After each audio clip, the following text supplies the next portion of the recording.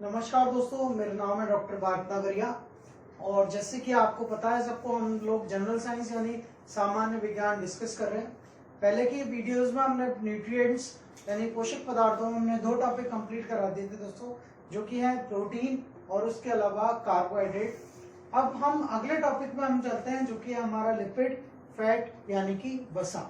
हम बात करते हैं दोस्तों वसा की या लिपिड की। वसा हम किसे कहते हैं? तो सबसे पहले हम देखते हैं कि ये जो वसा होती है हमारी, ये 2 चीजों से मिलकर बनी होती है। वो 2 चीजें क्या है दोस्तों? एक तो होता है हमारा ग्लिसरॉल और दूसरा होता है दोस्तों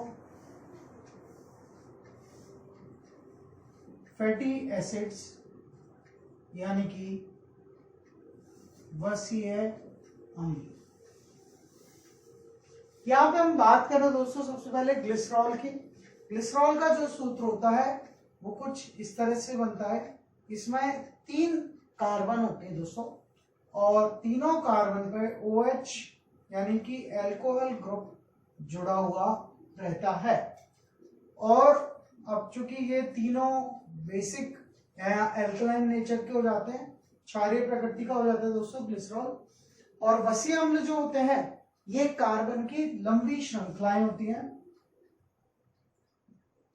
कार्बन की लंबी श्रृंखलाएं, लॉन्ग चेन ऑफ कार्बन। और इनके अंदर जो जुड़ा रहता है वो COOH कार्बोक्सिलिक ग्रुप जुड़ा रहता है दोस्तों। और चूंकि यहाँ पे अम्ल और यहाँ पे क्षार, तो दोनों मिलकर न्यूट्रल यानी कि उदासीन हो जाते हैं। अब बात करते हैं दोस्तों, शुरुआती बात तो हमने इसमें के बारे में बता दी। फिर हम बात करते हैं ये जो ग्लिसरॉल होता है, इसी को दोस्तों ग्लिसरीन भी कहा जाता है। क्या कहा जाता है दोस्तों? ग्लिसरीन। और आप सबने ग्लिसरीन को सुना होगा, तो हमने क्या कहा? ग्लिसरॉल जो है वही है हमारा ग्लिसरीन।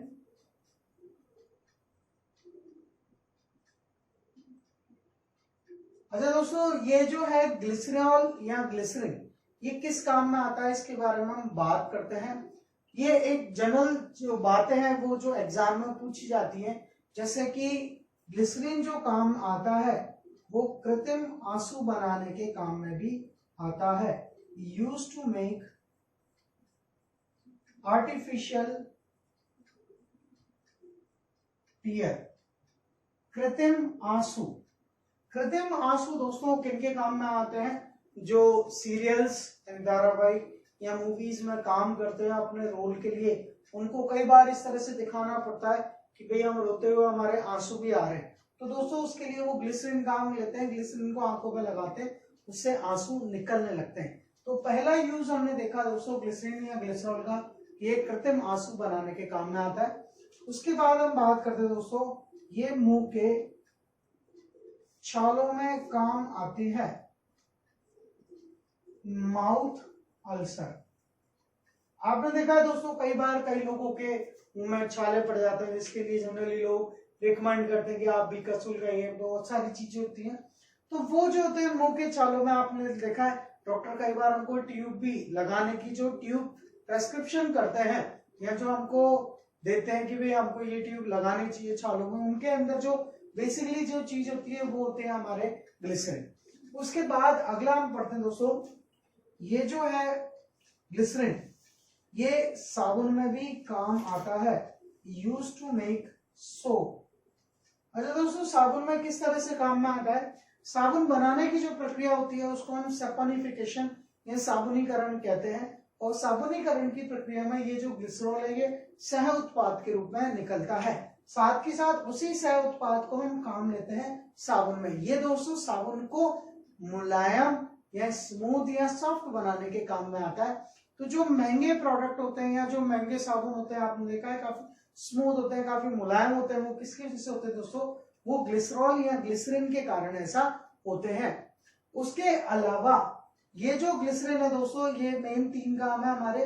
कौन कौन से? कृत्रिम आंसू बनाने में, इसके अलावा मुंह के छाले में, और साथ के साथ साबुन बनाने में ये काम आता है।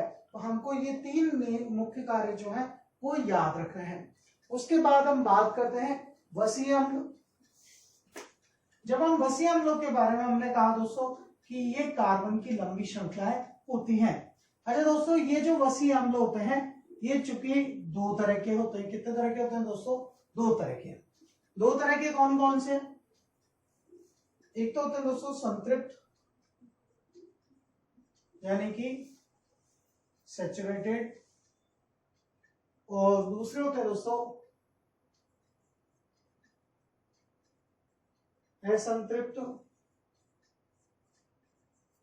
यानी कि अनसैचुरेटेड। अच्छा, अब बात करते हैं संतृप्त और असंतृप्त, इन दोनों के बीच का अंतर क्या होता है इसको हम समझते हैं दोस्तों। हम यहाँ पे कार्बन की दो श्रृंखलाएं लेते हैं अलग अलग। इससे मैं कहूं कि एक तो A चेन है, इसमें कार्बन है आपस में जुड़े हुए हैं एकल बंध या सिंगल बॉन्ड के द्वारा, और दूसरी कोई भी श्रृंखला ली हमने यहाँ पे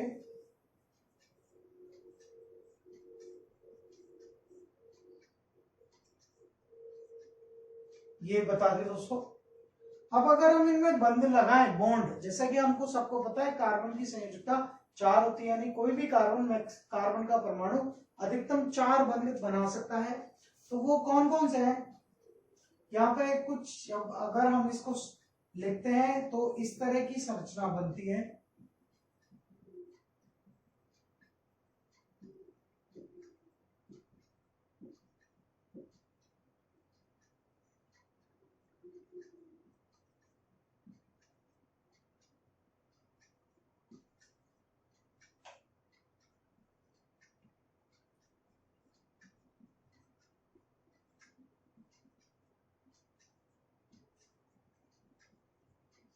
तो दोस्तों आप देख सकते हो यहाँ पे हमने बनाए हैं दो कार्बन की श्रृंखलाएं, ए चेन है और दूसरी बी चेन है। यहाँ पे हम देखते हैं जो ए चेन है उसमें कार्बन के परमाणुओं के बीच केवल और केवल सिंगल बॉन्ड यानी कि एकल बंध है। हम इसको ऐसे भी कह सकते हैं कि केवल और केवल सिग्मा बॉन्ड है, सिग्मा बंध है। लेकिन यहाँ पे जो दूसरी श्रृंखला हमने बनाई है बी चेन, उसमें कार्बन के परमाणुओं के मध्य द्विबंध यानी पाई बॉन्ड भी आ गए। अगर दोस्तों हम बात करें, हम ये जब चाहते हैं कि इस पहली वाली श्रृंखला को बिना तोड़े क्या हम इसमें और हाइड्रोजन जोड़ सकते हैं? बिल्कुल सही, इसमें हम और हाइड्रोजन नहीं जोड़ सकते हैं। क्या बी चेन में ऐसा किया जा सकता है? जी बिल्कुल, आप जो सोच रहे हैं बिल्कुल इसको ऐसे किया जा सकता है। कैसे करेंगे दोस्तों कि इसका एक द्विबंध हटा दिया तो इससे एक हाइड्रोजन का परमाणु यहां जुड़ जाएगा और एक हाइड्रोजन का परमाणु यहां जुड़ जाएगा। बिल्कुल इसी तरह से करना दोस्तों। तो इसका मतलब क्या हुआ कि इसमें और हाइड्रोजन नहीं जोड़े जा सकती, जबकि इस वाले में और हाइड्रोजन जोड़ी जा सकती है। इसका मतलब क्या है दोस्तों कि ये हाइड्रोजन के लिए संतृप्त हो गया जबकि ये हाइड्रोजन के लिए अभी भी असंतृप्त है। तो इस हिसाब से हमने जब बताते हैं, और इसको थोड़ा सा समझने के हिसाब से आप इसको इस तरह से बता सकते हैं दोस्तों, जिससे आपको ये कंफर्म हो जाए कि हाँ इसमें हम फैटी एसिड यानी वसीय अम्ल के बारे में ही बात कर रहे हैं। तो जब हम कहते हैं कि संतृप्त और असंतृप्त वसीय अम्ल, तो उनमें जो बेसिक अंतर क्या हुआ दोस्तों कि जो संतृप्त वसीय अम्ल होते हैं उनमें कार्बन कार्बन के परमाणु के मध्य केवल एकल बंध पाया जाता है, जबकि जो असंतृप्त वसीय अम्ल होते हैं उनमें कार्बन कार्बन के परमाणु के मध्य एकल बंध तो है ही है, सिग्मा बॉन्ड तो है ही है दोस्तों, साथ के साथ क्या द्विबंध भी पाए जाते हैं। तो ये एक बेसिक डिफरेंस है किस किस के बीच में दोस्तों, संतृप्त वसीय अम्ल और असंतृप्त वसीय अम्लों के मध्य। तो जब दोस्तों हमने देखा कि जब वसा दो चीजों से मिलकर बनी है, तो ग्लिसरॉल और वसीय अम्ल, ग्लिसरॉल की में कोई अंतर नहीं था, वो हमेशा वैसे ही रहती है। वसीय अम्ल जबकि हमने दो तरह के बताए, तो इस हिसाब से हम क्या कह सकते हैं कि वसा जो होती है वो भी दोस्तों हम दो तरह की बताते हैं। वो कौन कौन सी होती हैं वो देखिए आप।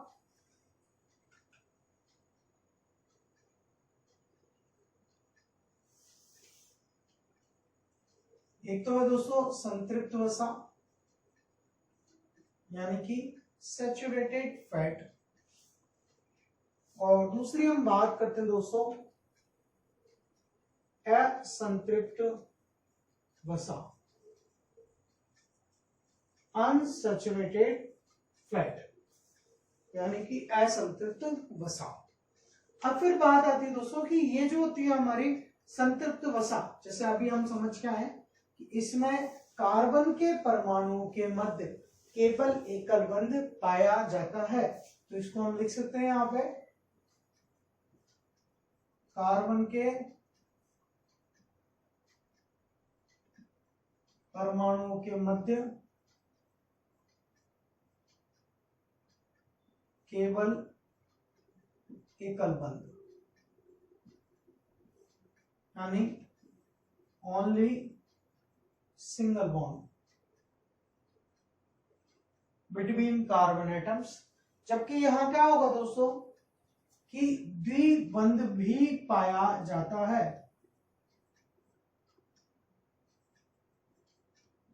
Double bond also present. तो जो अभी हमने समझा था दोस्तों उसी तरह से हमको यहां पे लिखना है। फिर दूसरा हम बताते हैं, क्योंकि अब यहां पे हम बात करते हैं कॉन्सेप्ट की पहले, जिसे हम कहते हैं दोस्तों रूम टेम्परेचर, यानी कक्ष तापमान। ये जो है दोस्तों कक्ष तापमान, इसकी हम स्टैंडर्ड या जो मानक वैल्यू है, स्टैंडर्ड वैल्यू है, मानक मान है, वो हम मान के चलते हैं 21 से लेकर 27 डिग्री सेल्सियस। ये एक फिक्स वैल्यू नहीं है, इनकी रेंज है। कितने ही ध्यान रखना है दोस्तों, 21 से लेकर 27 डिग्री सेल्सियस की हम रेंज इसकी मानते हैं। अब जब हम कहते हैं कि कक्ष तापमान, तो उसमें ये इनसे के बीच का कोई भी तापमान आ सकता है। तो इसको जब हम अंतर करते हैं दोनों के बीच में दोस्तों, तो हम बताते हैं कि ये जो होते हैं हमारी संतृप्त वसा, कक्ष तापमान यानी रूम टेम्परेचर पर, this is present in solid state, यानी कि ठोस अवस्था में पाई जाती है। इस बात का ध्यान रखना विशेष दोस्तों, हम बात कर रहे हैं रूम टेम्परेचर यानी कक्ष तापमान पर, जबकि इसमें ये लिक्विड स्टेट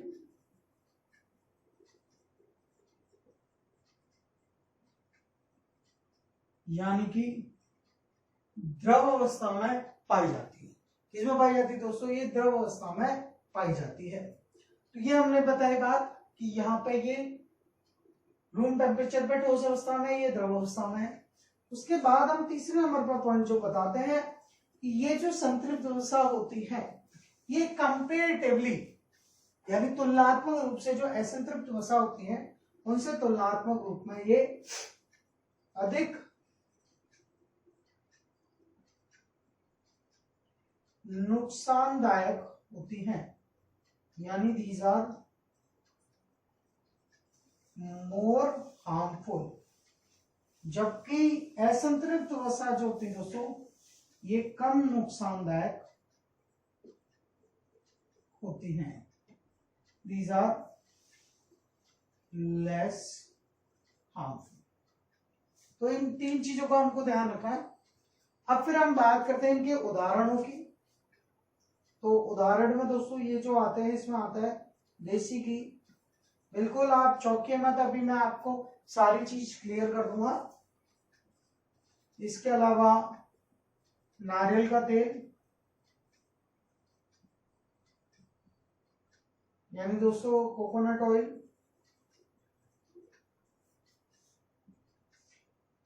और साथ के साथ मक्खन, बटर। यहाँ पे हम मक्खन किस वाले की बात करें दोस्तों, जो हम घर में बनाते हैं, जिसे लोनी घी पीक कहा जाता है, जो सफेद रंग का होता है, उसको हम बात कर रहे हैं कि ये सैचुरेटेड फैट या संतृप्त वसा में आता है। उसके अलावा जब हम इनकी बात करते हैं, असंतृप्त वसाओं के उदाहरण देखते हैं, तो हम कहते हैं शेष अन्य सभी तेल।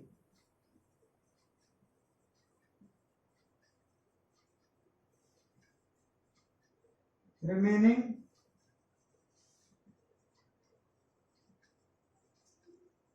ऑल अदर ऑयल्स, जैसे दोस्तों सरसों का तेल है, मस्टर्ड ऑयल। उसके अलावा हम कहते हैं तिल्ली का तेल होता है। उसके अलावा सोयाबीन का तेल होता है। ऐसे बहुत सारे तेल है, लिंसीड ऑयल है, कोकोनट ऑयल यानी मूंगफली का तेल है, ऐसे बहुत सारे जो तेल है दोस्तों जो कि इसके अंदर नहीं आते, वो सभी ध्यान रखना हमको। यहाँ पे हम एडिबल ऑयल यानी खाद्य तेलों के बारे में बात कर रहे हैं। इसमें मिट्टी का तेल जिसे हम केरोसिन भी कहते हैं वो इसमें दोस्तों शामिल नहीं होता है।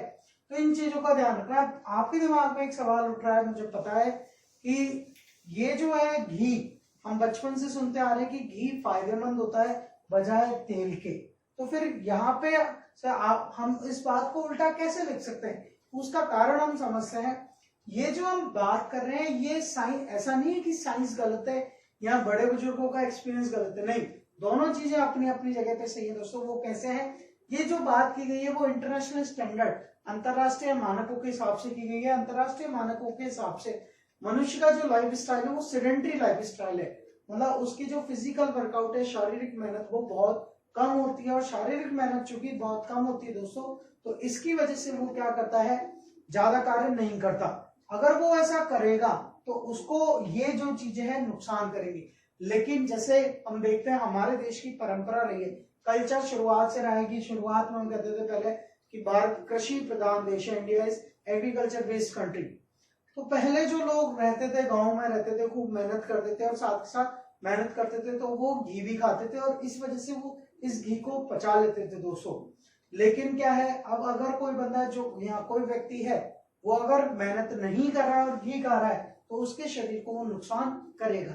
इसलिए जो बड़े बुजुर्ग कहते थे कि घी खाना चाहिए, घी फायदेमंद है, वो इसलिए कहते थे क्योंकि साथ ही साथ वो क्या करते थे दोस्तों, बहुत एक्सरसाइज या मेहनत करते थे, उसकी वजह से उनका घी पच भी जाता था। और साथ ही साथ आपने देखा होगा आज भी ऐसे हम बहुत सारे बड़े बुजुर्ग देते हैं जो जिनकी एज 80 85 90 साल है और वो आज भी फिट है। वो क्यों है?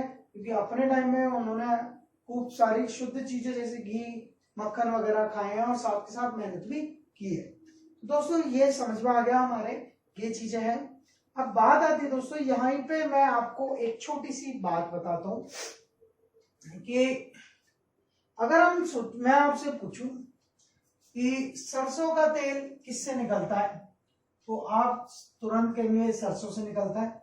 मैं अगर आपसे पूछूं मूंगफली का तेल यानी कोकोनट ऑयल किससे निकलता है, सॉरी ग्राउंडनट ऑयल, तो आप तुरंत कहेंगे मूंगफली से निकलता है। मैं अगर आपसे कहूं सोयाबीन का तेल, आप कहेंगे सोयाबीन से निकलता है। लेकिन अगर मैं आपसे पूछूं दोस्तों कि रिफाइंड तेल किससे निकलता है, जो कि हमारे घरों में लगभग सभी घरों में अच्छा खासा काम में आता है, तो जब हम बात करते हैं रिफाइंड तेल की तो हमें अक्सर नहीं पता होता कि रिफाइंड तेल किससे मिलता है या किससे बनता है। बहुत से लोग सोचते हैं कि ये सोयाबीन से बनता है, बहुत से लोग सोचते हैं मूंगफली से बनता है, जबकि दोस्तों ऐसा कुछ भी नहीं है। मैं आपको हकीकत बताता हूँ कि ये कंपनीज क्या करती हैं कि बहुत सस्ता तेल लेती हैं, कोई भी जो इनको 20 30 40 रुपए लीटर या और भी कम में हो सकता है पड़ जाता है, उसको ये कहते हैं कि भाई हम रिफाइनिंग कर रहे हैं। रिफाइनिंग का मतलब क्या है दोस्तों, कंपनी कहती है कि ये हमारा जो प्रोडक्ट है वो बहुत लाइट है, तो वो उसके फैट को बर्न करती है, यानी कि कंपनीज उसके वसा को खत्म करती है काफी हद तक और उसको हमें फिर बेचती है, जिससे कि मार्केट में क्या है, जो ऑयल हमें मिले उसमें वसा कम हो। लेकिन दोस्तों कुछ साइंटिफिक स्टडीज इस तरह की बताती है कि रिफाइंड तेल नुकसानदायक होता है, तो इसलिए हमें इस कोशिश करनी चाहिए कि रिफाइंड तेल को कम काम ले। हम आगे चलते हैं दोस्तों। फिर हमने बताया कि ये जो हम वसा है वो दो तरह की बताई, संतृप्त और असंतृप्त। तो जब हमने देख लिया अल्टीमेटली कि असंतृप्त वसा से के मुकाबले संतृप्त वसा बेटर होती है, तो क्या हम जितनी भी असंतृप्त वसा है उनको संतृप्त वसा में नहीं बदल सकते? बिल्कुल बदल सकते हैं। हमको करना क्या है दोस्तों, उसके लिए एक प्रक्रिया होती है जिसे हम बोलते हैं हाइड्रोजनेशन, यानी कि हाइड्रोजनीकरण। ये जो होती है दोस्तों हाइड्रोजनीकरण की प्रक्रिया, इसमें हम क्या करते हैं, देखो दोस्तों पहले समझ लेते हैं कि ये जो होते हैं हमारे अनसैचुरेटेड फैट,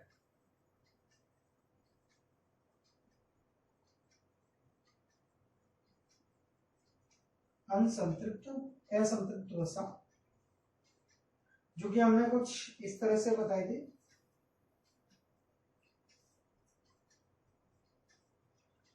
और इसको हम दोस्तों गर्म कर रहे हैं। देखिए हमेशा ध्यान रखना, जब भी हम किसी भी रिएक्शन के ऊपर जो एरो के ऊपर अगर त्रिभुज बना रहे हैं, इसका मतलब हम क्या कर रहे हैं, उसको हीट दे रहे हैं, उसको गर्म कर रहे हैं।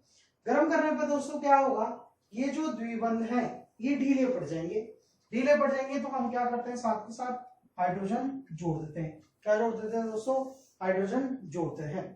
अच्छा, इसके लिए हम मेनली निकेल या पैलेडियम धातु, निकेल धातु या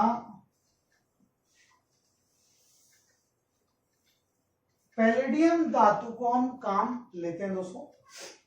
तो और इससे क्या होगा आप समझो,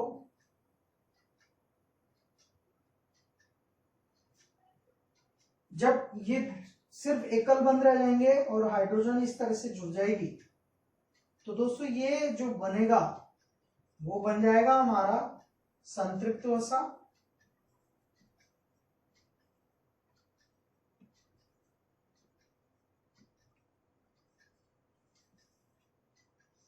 तो असंतृप्त वसा से दोस्तों हमने बनाया है सैचुरेटेड फैट।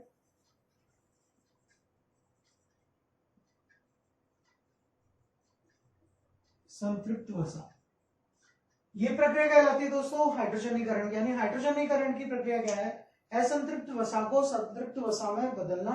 उसके लिए हम क्या करते हैं दोस्तों, असंतृप्त वसा को पहले गर्म कर रहे हैं और उसमें हाइड्रोजन जोड़ते हैं। किसकी सहायता से, निकेल और पैलेडियम धातु। हम ये भी कह सकते हैं कि निकेल और पैलेडियम धातु जो है, निकेल या पैलेडियम धातु, ये इस हाइड्रोजनीकरण की प्रक्रिया में एक उत्प्रेरक, एक कैटलिस्ट के रूप में यूज होती है और इसको हमने कन्वर्ट कर दिया है सैचुरेटेड फैट यानी कि संतृप्त वसा में।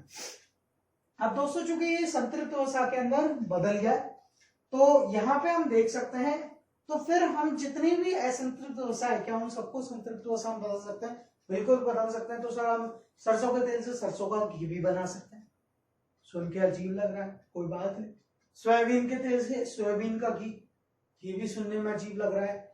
मूंगफली के तेल से मूंगफली का घी, सुना ही नहीं कभी। क्यों? क्योंकि हम नहीं बनाते। उसका कारण क्या है दोस्तों, कि हाइड्रोजनीकरण की प्रक्रिया से जो संतृप्त वसा बनती है, ये हमारे शरीर के लिए अत्यंत नुकसानदायक होती है। इसलिए इन हाइड्रोजनीकरण की प्रक्रिया से बनी संतृप्त वसा को हम काम नहीं लेते।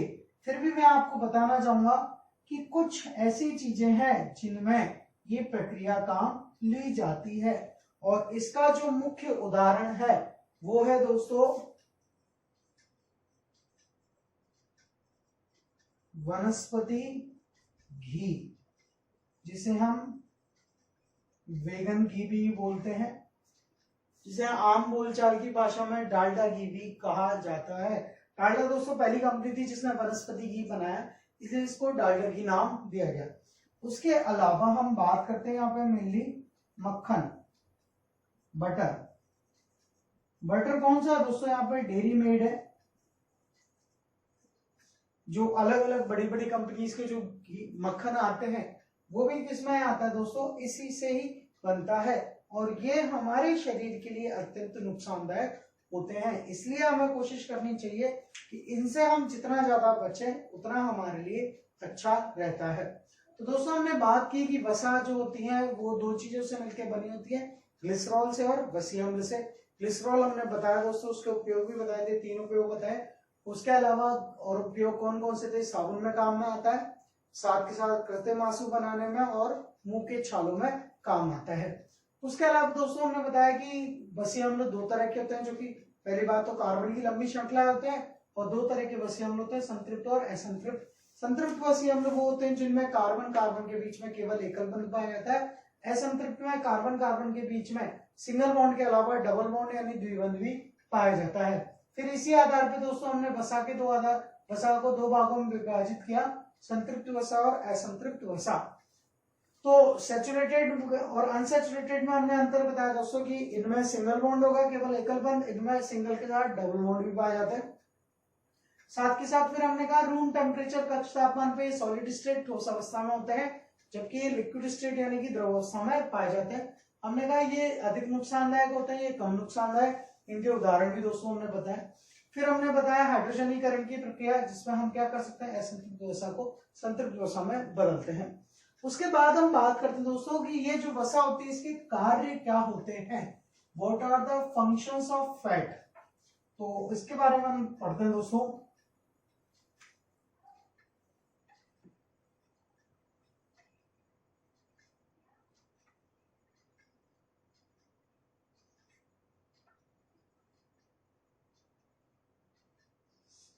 तो कार्यों की बात करें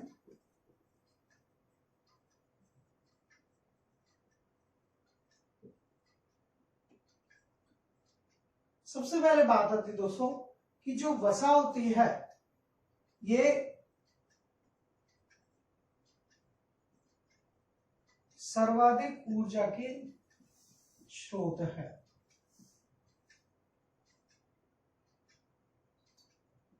रिचेस्ट सोर्स ऑफ एनर्जी।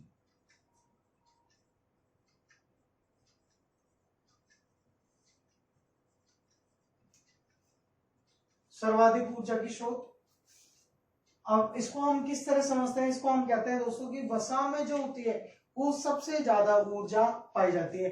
पिछले वीडियो में हमने देखा था कि किसी भी कार्य को करने के लिए जो हम ऊर्जा लेते हैं वो सबसे पहले लेते हैं दोस्तों कार्बोहाइड्रेट से। हम दोनों से कंपैरिजन करते हैं कार्बोहाइड्रेट और वसा का।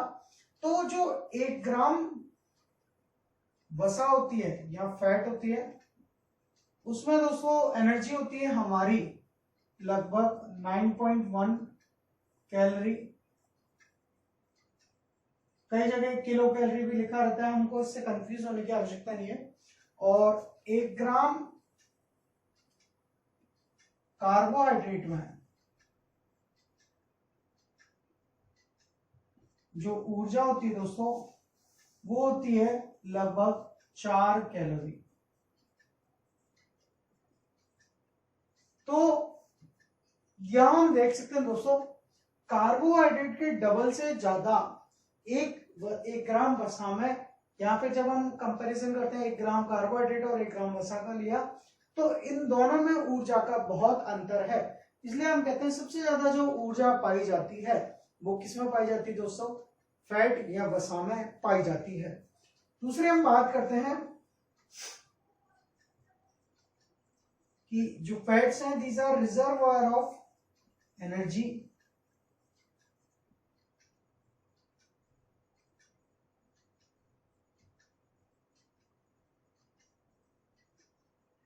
ये ऊर्जा के आरक्षित रूप है। आरक्षित से मतलब क्या है दोस्तों, हमने अभी थोड़ी देर पहले भी डिस्कस किया था कि किसी भी कार्य को करने के लिए हम सबसे पहले ऊर्जा लेते हैं कार्बोहाइड्रेट से।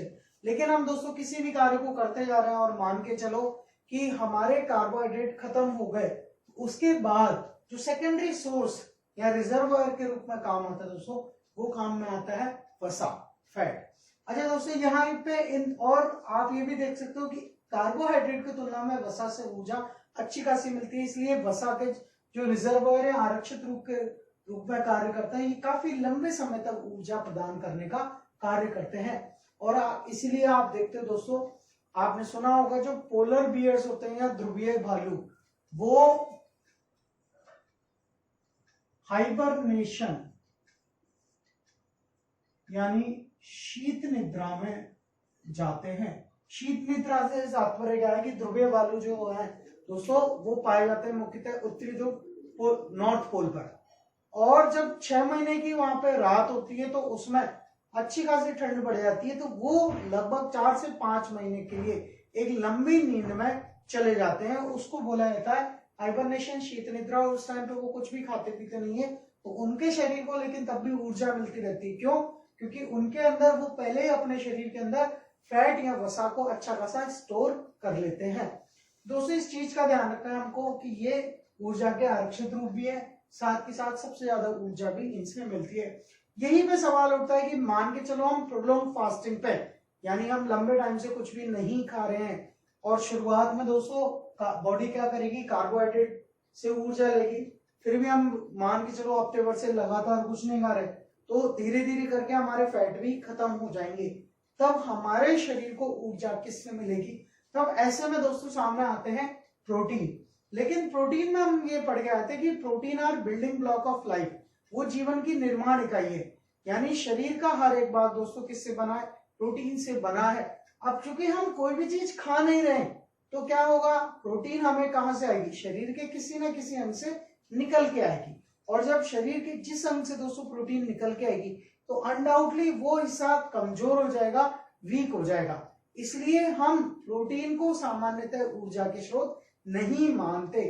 प्रोटीन से ऊर्जा लेना बिल्कुल ऐसा होता है जैसे भूख लगने पर शरीर के अपने ही किसी अंग को काट के खाने जैसी स्थिति होती है। इसलिए जब हम ऊर्जा के स्रोत के बारे में बात करते हैं तो दोस्तों हम बात करते हैं तो वसा की, या फिर हम बात करते हैं कार्बोहाइड्रेट की।